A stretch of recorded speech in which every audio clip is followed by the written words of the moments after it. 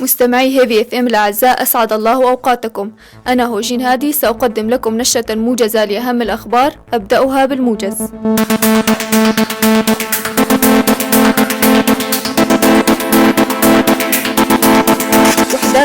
وحدات حماية الشعب تسرح عددا من القاصرين.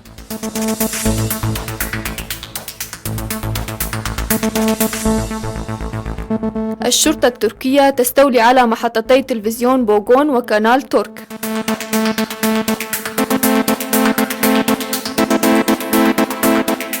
لجنة حماية الصحفيين الدولية: سوريا ثاني أخطر دولة بالنسبة للصحفيين.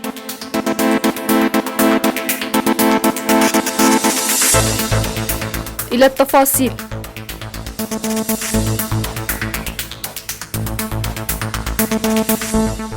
قامت وحدات حماية الشعب اليوم بتسريح 21 من القاصرين الذين كانوا دون السن القانونية في الجزيرة من الخدمة، حيث قامت لجنة المتابعة والتفتيش على عمليات تجنيد من هم دون السن القانونية التابعة للقيادة العامة لوحدات حماية الشعب بتسريح هؤلاء لعدم توفر شروط العضوية فيهم نتيجة صغر سنهم. وقد قامت اللجنة المكلفة بتسليم الأعضاء المسرحين إلى ذويهم بشكل رسمي.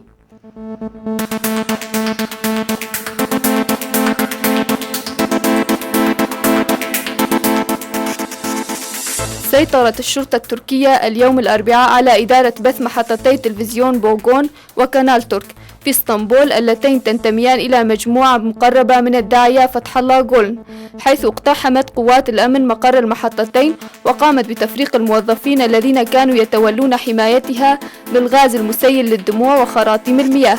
ثم قام رجال الشرطة وأحد من المدراء الجدد للمجموعة الذين عينهم القضاء بتولي إدارة البث رغم معارضة رئيس التحرير بوغون تي في طارق توروس. وكان القضاء التركي قرر الاثنين وضع الشركة القابضة الممولة للمحطتين تحت الوصاية لاتهامهما بحسب مدعي أنقرة بالتمويل والتجنيد والقيام بالدعاية لحساب الإمام فتح الله جولن، الذي يدير من الولايات المتحدة شبكة منظمات غير حكومية ووسائل إعلام ومجموعات تعتبرها السلطات منظمة إرهابية. ويأتي قرار وضع المجموعة تحت الوصاية قبل 4 أيام من الانتخابات التشريعية المبكرة المرتقبة الأحد في تركيا، وقد لاقى تنديدا باعتباره مساسا بحرية الإعلام.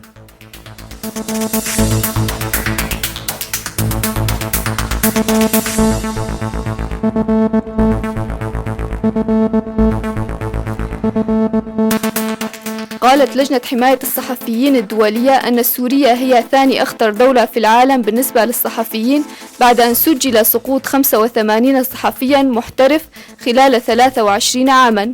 وأوضحت اللجنة أن صحفيا واحدا يقتل كل أسبوع حول العالم، وأن 593 صحفيا قتلوا منذ العام 2006 حتى 2015، ما يكشف عن حجم المخاطر التي يواجهها الصحفيون في مناطق النزاعات.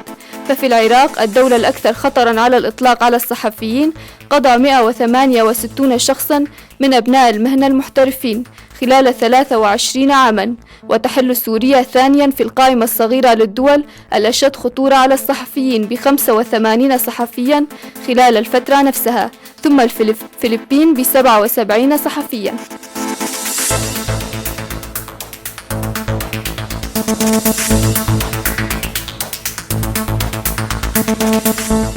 أوضح تقرير لشبكة CBC نيوز الإخبارية الكندية اليوم أن أولويات أجندة الحكومة الكندية الجديدة بقيادة رئيس الوزراء المكلف جاستن ترودو تتمثل بوضع خطة لإعادة توطين 25 ألف لاجئ سوري بحلول نهاية العام الحالي.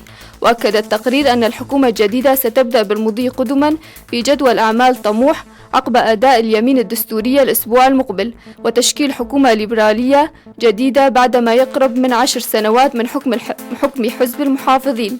وقالت الشبكة أن تنفيذ هذا البرنامج سوف يتم عقب عودة ترودو من جدول السفر المزدحم بالأحداث الدولية، بما في ذلك قمة مجموعة ال20 في تركيا ومؤتمر الأمم المتحدة المعني بتغيير المناخ في باريس.